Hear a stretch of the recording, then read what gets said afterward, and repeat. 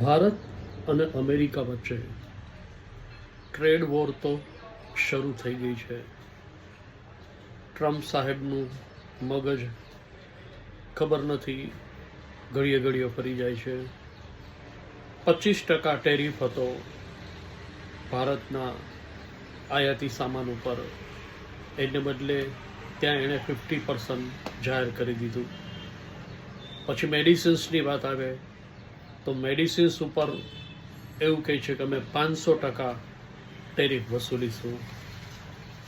હવે એટલાથી પૂરું નથી થતું.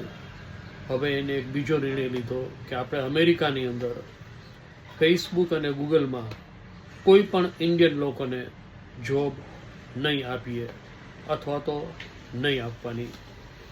હવે આ જે કંઈ બધા નિર્ણયો છે એ ટ્રમ્પ સાહેબ એને મનમાં આવે એમ બકવાસ કરે છે અને આવા નિયમો લાદવા માટે તૈયાર છે. સામે મોદી સાહેબ પણ હવે ઝૂકવા તૈયાર નથી, કારણ કે આપણે શા માટે આ બધા દેશોની ગુલામી કરીએ? એને આપણું કામ છે, આપણે જેનું કામ છે એવું નથી.